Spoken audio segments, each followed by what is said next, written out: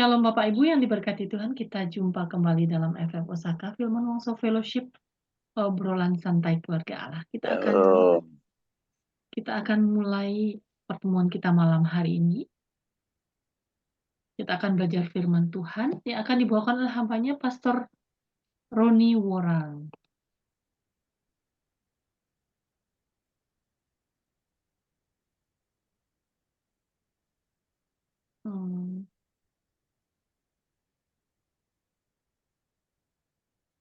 Pastor Roni Worang akan membawakan eksposisi 1 Timotius 5. Hambanya Pastor Roni Worang, waktu kami serahkan. Silakan Pastor.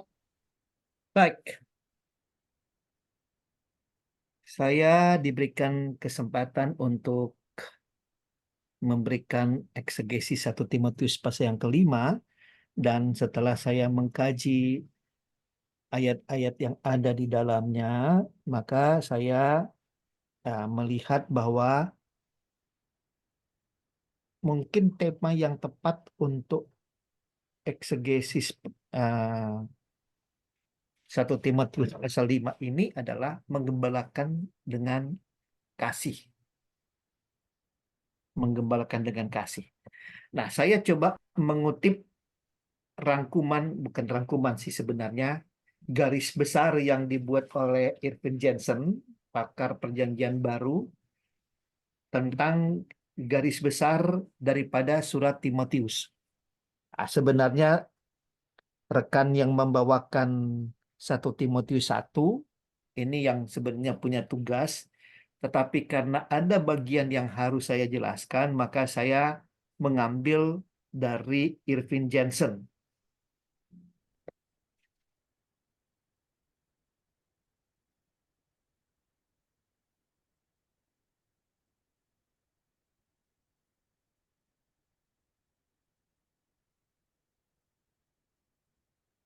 Oke, ini tidak bisa membesarkan ini.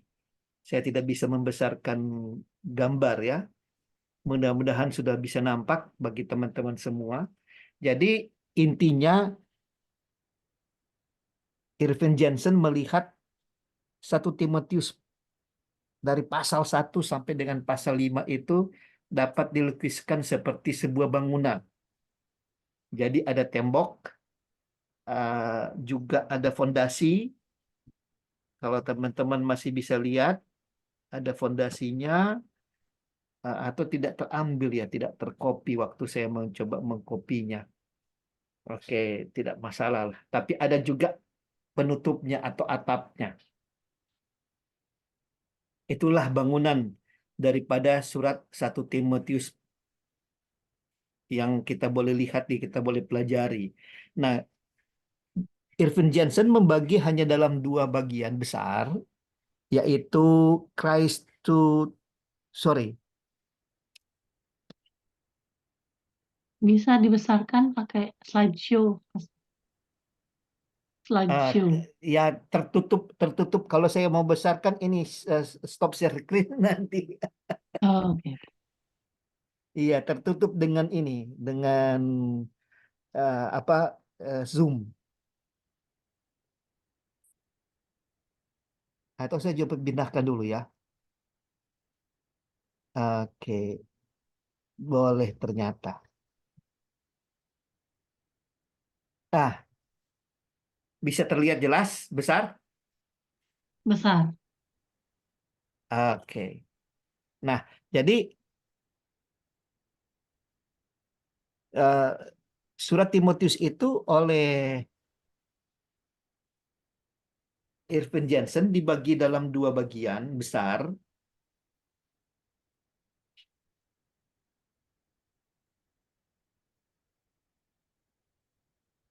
Yang pertama itu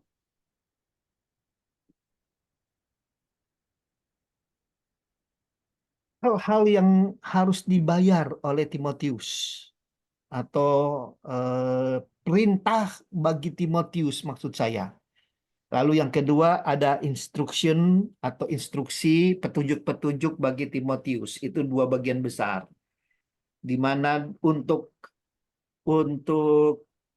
perintah atau komando khusus bagi Timotius itu lebih khusus kepada Pastors Commission atau komisi penggembalaan, atau lebih tepatnya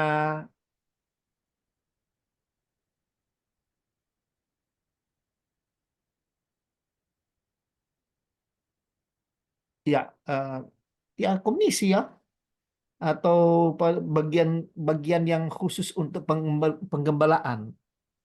Yang pertama di situ ada tentang dasar Alkitab pelayanan pastoral, dan kemudian ada menyangkut dengan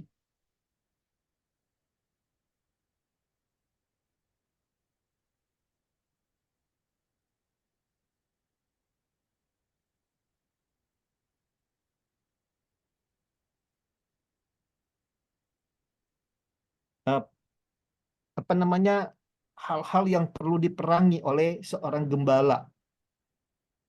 Nah, untuk masalah instruction atau petunjuk-petunjuk bagi Timotius itu ada terbagi dua lagi, yaitu petunjuk dalam hubungan dengan aturan-aturan gereja dan tentang aturan atau petunjuk-petunjuk yang bersifat pastoral. Nah, di dalam pasal yang kelima kita akan melihat banyak hal tentang aturan-aturan khusus bagi penggembalaan. Nah, karena itu kita konsentrasi dulu pada nats pembacaan kita, dan saya coba mengangkat ada dua ayat yang saya jadikan sebagai ayat mas untuk 1 Timotius pasal yang kelima, yaitu ayat yang ke-20 dan 21. Mereka yang berbuat dosa, hendaklah kau tegur di depan semua orang agar yang lain itu pun takut. Di hadapan Allah dan Kristus Yesus dan malaikat-malaikat pilihannya, kupesankan dengan sungguh kepadamu. Camkanlah petunjuk ini tanpa prasangka dan bertindaklah dalam segala sesuatu tanpa memihak. Nah, ayat ini memang agak sulit kita terjemahkan dalam konteks pelayanan kita, karena ya ada banyak hal-hal yang justru mempengaruhi kehidupan gembala. Memang secara doktrinal, memang secara prinsipil, saya rasa ayat 20-21 ini semua yang menjalankan tugas sebagai gembala saat ini pasti akan mengamini ayat ini. Tetapi pada kenyataannya ada saja gembala-gembala yang memang punya pertimbangan-pertimbangan khusus, ya, punya pertimbangan-pertimbangan khusus, sehingga ya kelihatannya dalam penerapannya itu aturan-aturan atau prinsip-prinsip firman Tuhan seringkali ditegakkan tebang pilih atau ya memihak, ya, pakai ayat dari Timotius ini, memihak. Saya ambil contoh salah satunya, masih cukup banyak gereja yang sebenarnya melarang untuk menikahkan di dalam gedung gereja pernikahan yang sudah didahului dengan kehamilan. Jadi hamil sebelum menikah. Secara prinsip semua gembala terima.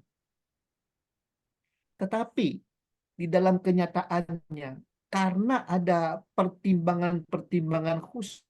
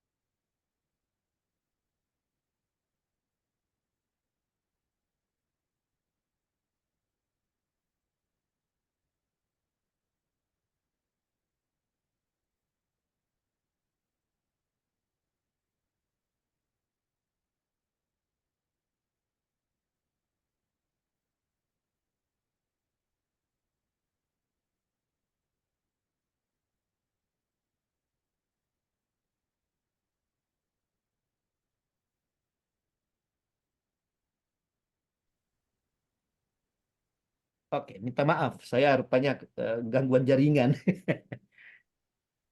Mohon bantuan doa supaya kita lancar sampai sesi akhir. Oke, baik. Kita kembali kepada ayat ini dan kita akan lanjutkan pada slide yang selanjutnya.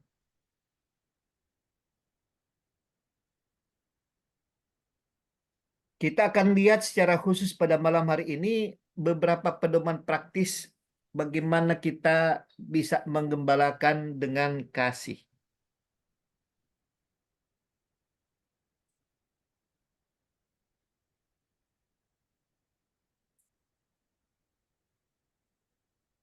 Yang pertama,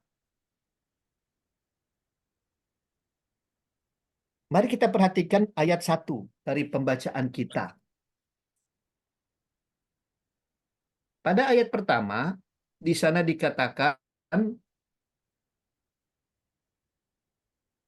janganlah engkau keras terhadap orang yang tua, melainkan tegurlah dia sebagai bapa.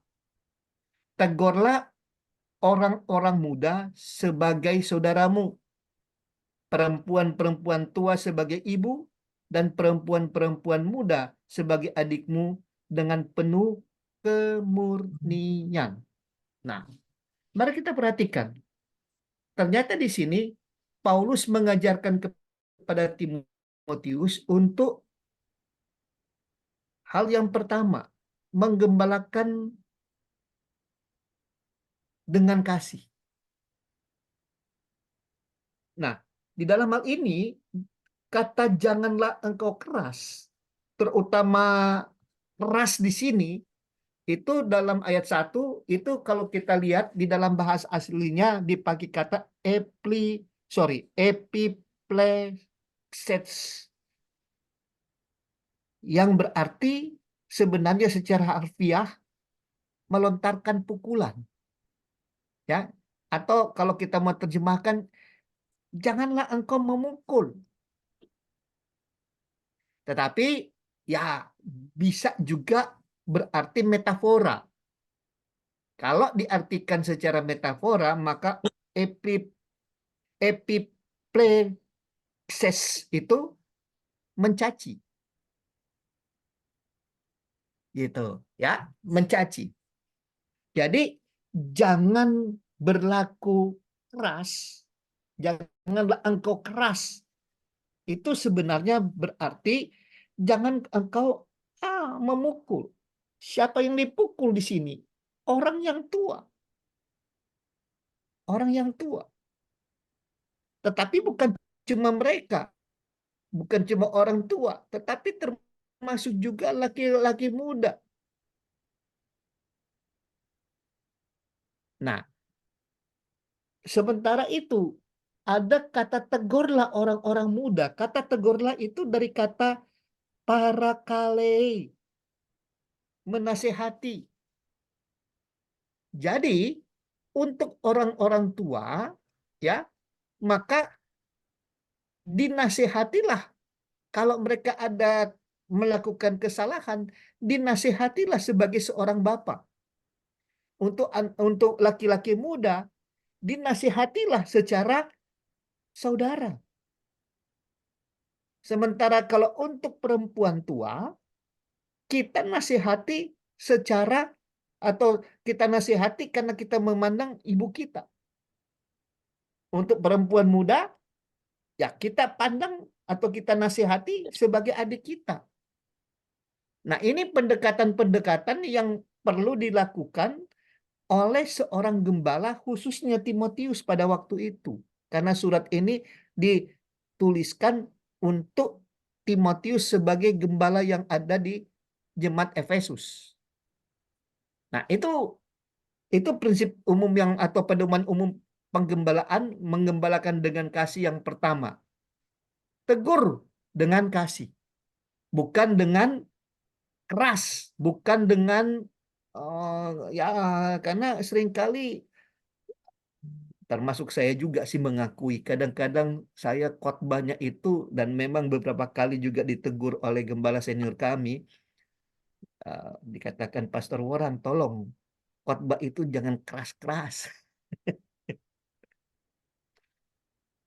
Ya, saya menyadari dan itu memang apa yang diutarakan oleh Paulus kepada Timotius. Nah, mengapa ini Paulus utarakan kepada Timotius? Karena kalau kita perhatikan dalam pasal-pasal sebelumnya, rupa-rupanya Timotius ini karena usianya, memang usianya tidak muda lagi sebenarnya, karena menurut ahli-ahli perjanjian baru ketika surat ini dituliskan kepada Timotius, kira-kira Timotius itu sudah ada pada kisaran umur 40 sampai 50 tahun. Jadi secara umum ini tidak muda lagi. Tapi karena pada waktu itu para gembala itu rata-rata di atas itu usianya. Makanya akhirnya jemaat Efesus seringkali pandang enteng dia. Kamu ini masih anak ingusan, sudah tegur kami. Nah, itu latar belakangnya yang menyebabkan sampai Paulus bilang, oke, kalau kamu menghadapi mereka, janganlah terlalu keras. Itu, ya saya berani. Kalau saya di jemaat, saya berani khotbah keras itu karena ya saya melihat bahwa tidak ada yang memperlakukan saya seperti apa yang diperlakukan oleh jemaat Efesus kepada Timotius. Jadi saya berani, pas memang. Ini apalagi tanggal 29 nanti, hari Minggu, saya mendapatkan jadwal dan khotbah seri dari sinode kami tentang tidak ada kompromi. Nah, ini dia. Saya memang sudah mempersiapkan khotbah yang keras untuk itu. Karena saya lihat konteksnya agak berbeda. Nah, tapi sekali lagi anyway, kadang-kadang kita memang dalam penerapannya selalu memperhatikan konteks dan seringkali konteks itu yang membuat seringkali kita agak-agak keluar daripada apa yang dikatakan oleh Alkitab kita. Tapi oke, kita kan tetap harus terus ditegur oleh firman Tuhan. Akan tetap terus ditegur oleh firman Tuhan. Dan ini otomatis juga firman pada malam hari ini akan mengingatkan saya juga untuk tanggal 29, ya bermain haluslah dalam khotbah. Oke, baik. Yang kedua, pelayanan para janda. Itu juga diatur oleh Paulus untuk mengerahkan Timotius dalam penggembalaannya. Nah, di dalam hal ini, aturan-aturan bagi para janda cukup banyak kalau kita perhatikan dalam 1 Timotius pasal yang kelima. Dan ada beberapa kategori yang saya bisa tangkap, ada 4 kategori. Yang pertama, janda yang betul-betul janda. Kalau dalam bahasa Yunaninya, hera. Jangan dibaca kera ya. Itu hera. Hera bacanya. Nah, tetapi yang kedua, Hera juga, tetapi Hera ini memiliki anak dan memiliki cucu yang bisa diandalkan secara ekonomi. Itu maksudnya. Janda yang kedua. Janda kategori yang ketiga, itu janda yang hidupnya mewah. Janda yang hidupnya mewah. Itu. Ya. Ini kok panahnya bisa lari ya.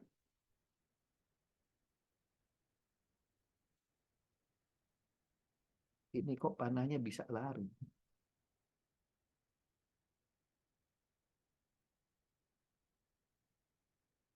Loh, kok tidak ada share screen yang masih jalan kah? Hanya sudah tidak.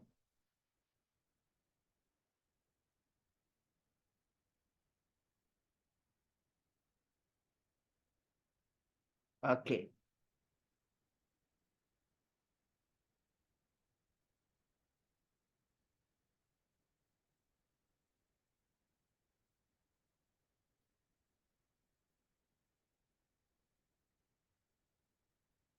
Oke. Nah, mari kita lihat satu-satu. Bagi yang memang betul-betul janda dalam artian di sini belum memiliki anak, atau cucu yang bisa diandalkan secara ekonomi, lalu kemudian janda yang memang ya boleh katakan hidup pas-pasan, dan janda yang memang enggak nikah lagi maksudnya ya. Janda yang betul-betul janda ini dalam artian janda yang tidak menikah lagi. Nah, maka apa yang harus dilakukan? Timotius sebagai gembala dianjurkan untuk menghormati mereka, dan juga Timotius dihimbau untuk menghimbau jemaat agar para janda yang betul-betul janda yang tidak punya anak, yang tidak menikah lagi itu kalau bisa itu dihormati. Dihormati di sini dalam arti ya maksudnya janganlah kita menghina-menghina mereka, karena ya ada cibiran-cibiran yang memang sampai konteks jemaat sekarang juga janda-janda yang seperti ini seringkali justru janda yang tidak menikah lagi seringkali dicibirkan. Nggak nikah tapi misalnya ya suka goda laki-laki misalnya. Ya, itu seringkali dicibir seperti itu. Nah, makanya si Rasul Paulus ini menghimbau kepada Timotius, tolong hargai kehormatan mereka. Pilihan mereka untuk tidak menikah lagi itu tolong dihargai, tolong dihormati. Mereka memiliki nama baik yang sebenarnya mereka punya nama baik itu. Itu. Jadi janganlah dicemari dengan ya cibiran-cibiran yang sebenarnya bisa membuat justru malah iman mereka turun. Oke? Itu prinsip yang pertama bagi yang betul-betul janda yang tidak menikah lagi. Yang kedua, bagi janda yang memiliki anak dan atau cucu yang memang bisa diandalkan secara ekonomi. Maka Paulus menyarankan bagi janda-janda yang golongan ini belajar untuk hidup dari keluarganya. Karena ya maaf, sama juga dengan jemaat kita sekarang, janda-janda itu seakan-akan menganggap diri mereka sebagai orang yang miskin yang perlu dikasihani. Nah, oke lah bagi janda yang betul-betul janda yang tidak menikah lagi, oke lah. Kita bisa memberikan bantuan-bantuan secara finansial. Tetapi untuk janda yang punya anak yang sudah bekerja atau punya cucu yang punya eh, penghasilan, ya justru mereka disarankan untuk ya cobalah hidup sesuai dengan kemampuan ekonomi dari keluargamu. Itu supaya ya Paulus ini mau melatih para janda yang seperti itu untuk ya, tidak meminta-minta dalam jemaat.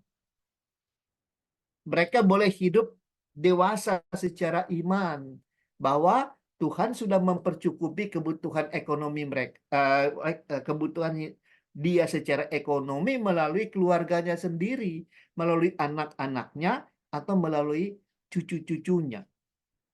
Nah, sehingga Rasul Paulus ingin menjaga keseimbangan ekonomi dalam jemaat. Sehingga ada keseimbangan ekonomi dalam kehidupan berjemaat. Nah, bagaimana dengan janda yang hidup mewah? Janda yang terbiasa hidup mewah, sebenarnya Paulus tidak berupaya untuk mereka kembali menunjukkan diri laksana orang miskin yang tidak punya apa-apa, tidak. Tetapi Rasul Paulus ingin menekankan supaya sudahlah, oke, kalau kamu memang punya harta yang berlebihan, tapi janganlah hidupanmu itu punya celah. Ya, jangan punya celah.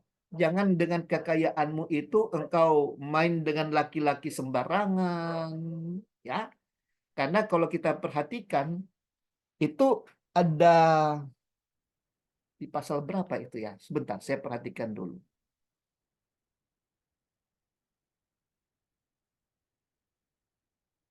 Bentar.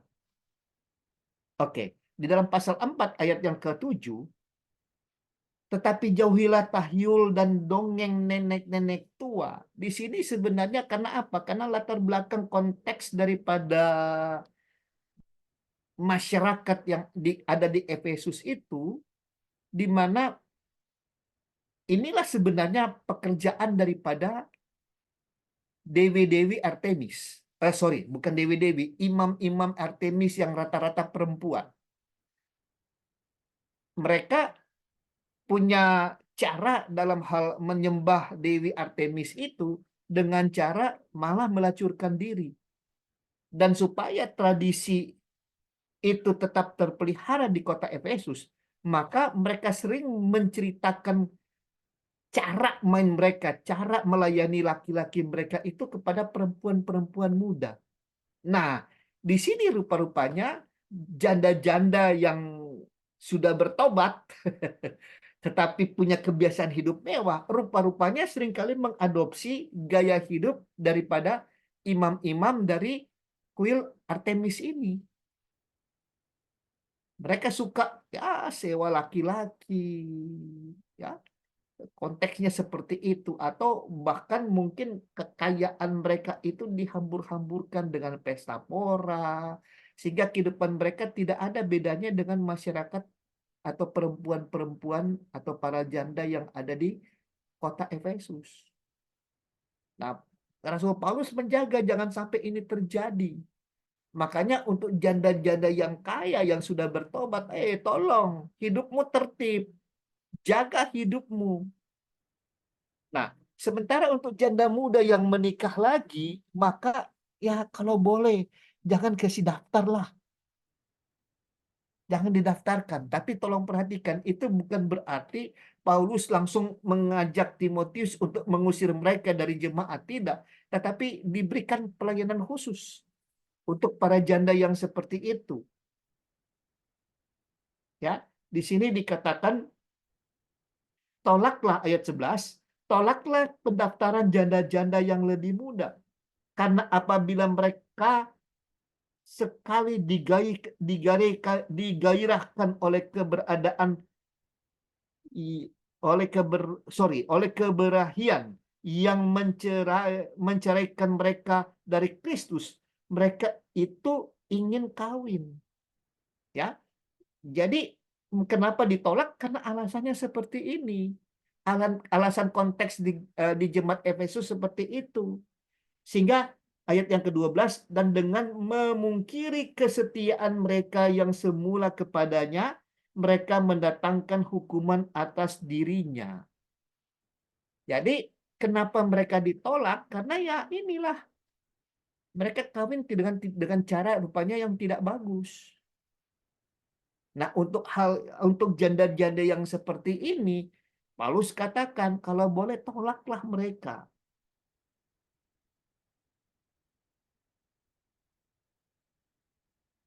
Perhatikan ayat 13. Lagi pula dengan keluar masuk rumah orang, mereka membiasakan diri bermalas-malas, dan bukan hanya bermalas-malas saja, tetapi juga meleter dan mencampuri soal orang lain. Ya, suka gosip-gosip. Nah, itu alasannya sampai Paulus katakan ya, sudahlah tolaklah pendaftaran mereka sebagai jemaat. Nah, tapi kalau jemaat muda yang menikah lagi dengan hidup yang tertib, ya diberikan pelayanan khusus supaya mereka tidak terpengaruh dengan kehidupan janda-janda muda yang style ini. Gitu, ya. Oke. Maaf kalau penjelasan saya kurang, silakan Bapak Ibu boleh mendalami teks ini kembali. Tetapi karena masih ada pada bagian yang ketiga, pedoman yang ketiga yang diberikan oleh Rasul Paulus, yaitu pedoman umum. Bagaimana pedoman umum? Pertama, hormati pemimpin. Yang di dalam pembacaan kita, di dalam ayat yang ke-17, penatua-penatua yang baik pimpinannya. Kata penatua ini presbuteros, bukan hanya kepada mereka yang di gereja kita bergelar penatua, tidak. Tapi ini sebenarnya penatua ini juga seringkali dalam perjanjian baru sinonim dari gembala-gembala juga. Sinonim dari gembala. Makanya di gereja-gereja tertentu ada yang memakai istilah elders, ada yang memakai istilah penatua untuk menggantikan kata gembala. Pada prinsipnya, hormati pemimpin. Nah, hormati pemimpin di sini, kalau kita perhatikan di dalam bahasa aslinya, itu penghormatan dalam bentuk honorarium. Nah, dalam hal ini minta maaf.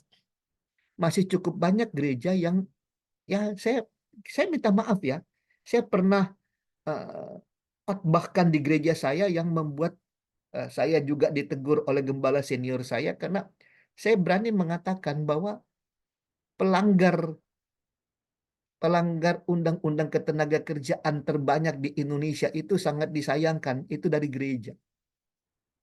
Ya, dari gereja. Karena apa? Masih banyak gereja yang memang memberikan upah yang memang ya kalau pakai kita sekarang masih banyak gereja yang upahnya kepada para pengerjanya, para pemimpinnya itu di bawah UMR, di bawah UMP. Nah, dengan kata lain ya kita terjemahkan upahnya itu tidak pantas. Nah, jadi dalam hal ini penghormatan yang dimaksudkan oleh Rasul Paulus di sini adalah penghormatan dalam bentuk honorarium yang pantas.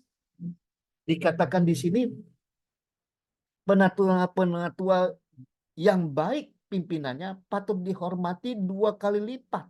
Nah, Anda perhatikan.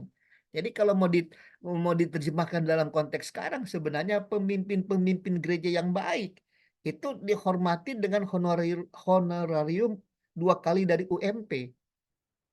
Kira-kira terjemahannya seperti itu.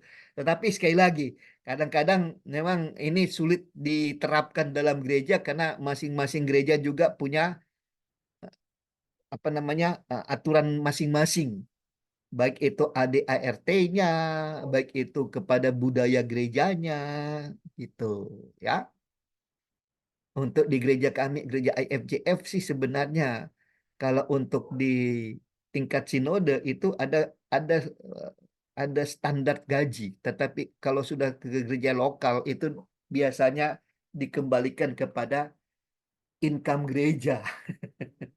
Income gereja. Makanya saya pernah khotbah itu bahwa pelanggar undang-undang ketenagakerjaan secara khusus upah atau honorarium itu gereja. Banyak gereja yang tidak bisa menjadi contoh bagaimana memberikan upah yang pantas untuk para pengerjanya. Memang harus diakui itu. Tapi ya ini berat karena masing-masing punya pergumulan masing-masing, khususnya dalam hal income jemaat. Oke. Yang kedua, tidak menuduh pemimpin. Dalam hal ini tidak menuduh pemimpin ini dalam hal tuduhan-tuduhan yang tidak berdasar. Jadi intinya sebenarnya di sini adalah jangan sampai kita menuduh pemimpin dengan gosip-gosip. Kita ikut-ikutan bergosip dan kita menganggap bahwa gosip itu sudah benar adanya. Nah, itu sama sekali untuk pemimpin-pemimpin yang pelayanannya baik, kepemimpinannya baik, janganlah mereka dituduhkan yang macam-macam. Dan sangat disayangkan di gereja-gereja masa kini ini masih seringkali terjadi. Yang ketiga, pemimpin yang berdosa. Maksudnya, pemimpin yang hidupnya tidak tertib. Masih kompromi dengan dosa, masih suka negosiasi dengan dosa, masih suka kompromi-kompromi dengan dosa, ya. Nah, atau bahkan memang slip, ya, jatuh dalam dosa. Untuk menghadapi pemimpin-pemimpin seperti itu, ditegur di hadapan banyak orang. Nah, di dalam ayat ini kita boleh perhatikan, khususnya di dalam ayat yang ke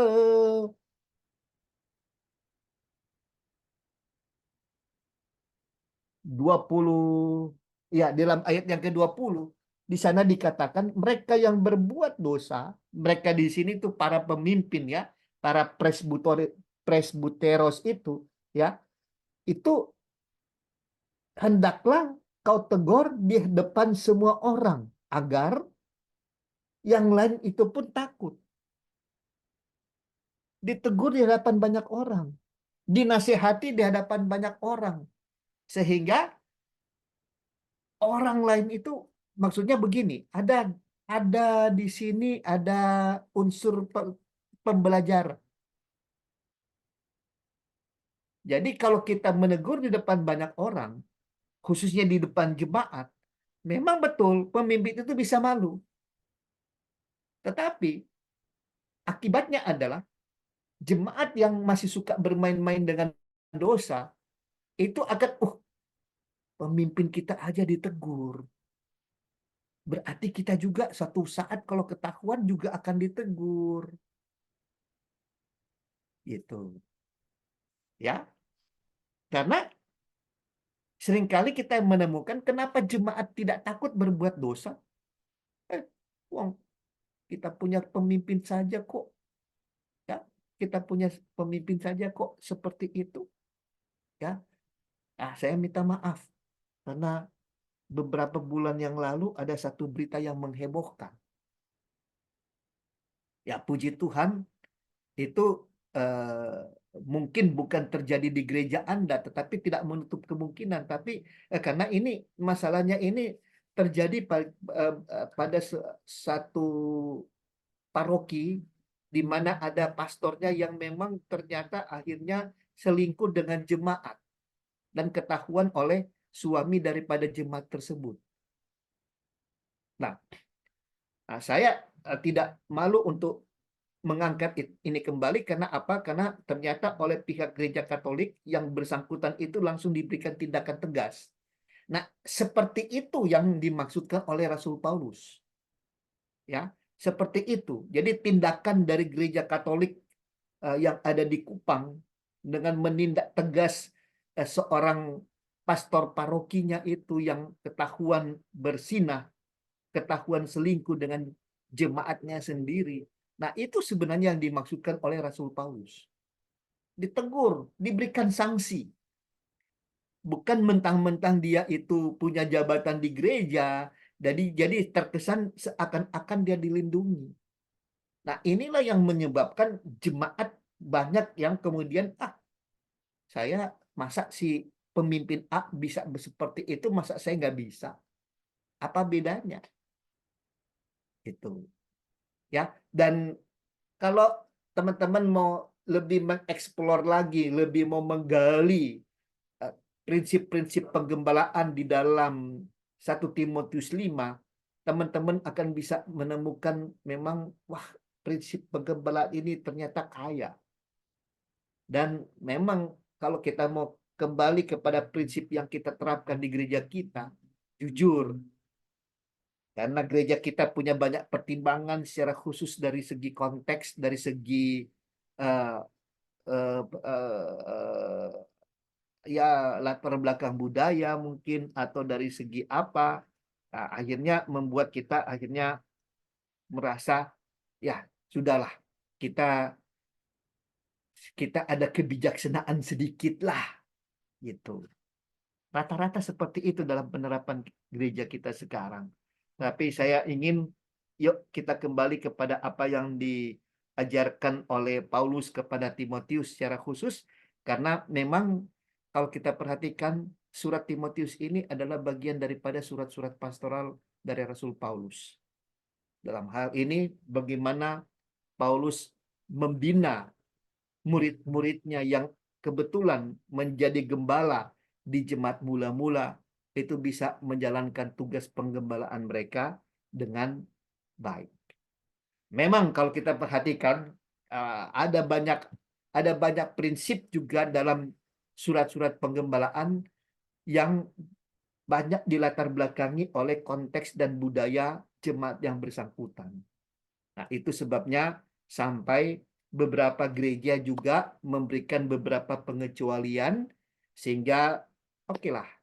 Saya berpikir juga itu tidak ada salahnya kalau kita mempertimbangkan juga dengan konteks di mana gereja kita berada, karena sebagaimana Paulus kepada Timotius, Paulus juga banyak mempertimbangkan konteks, ya, atau latar belakang daripada jemaat Efesus, termasuk juga latar belakang kota Efesus. Bagaimana kehidupan masyarakatnya, Paulus sangat menguasainya, sehingga ada banyak aturan-aturan dalam surat 1 Timotius secara khusus pasal 5 ini yang memang betul-betul syarat dengan latar belakang konteks. Sehingga kalau kita mau menerapkan dalam prinsip penggembalaan di gereja kita masing-masing, tentu kita harus melihat juga dengan konteks daripada jemaat di mana kita menjalankan tugas penggembalaan tersebut. Tapi pada prinsipnya kita sudah diberikan pedoman bagaimana kita bisa menjalankan tugas penggembalaan sehingga kita boleh tetap mempertahankan kekudusan tanpa menimbulkan keresahan bagi jemaat kita. Ini ada beberapa hamba-hamba Tuhan juga boleh memberikan pendalaman, dan mohon maaf karena saya juga belum lama pulang dari menjalankan tugas, apalagi juga saya tadi habis kontrol karena puji Tuhan mungkin boleh bantu dalam doa. Saya kurang lebih seminggu yang lalu saya diopname di rumah sakit karena saya menderita penyakit asam urat dan ternyata memakai obat-obat asam urat yang keras sehingga menimbulkan kalau orang Manado bilang bleeding, mah blooding. Itu orang Manado bilang. Itu terjadi pendarahan di rongga usus yang mengakibatkan HB saya drop 5,6.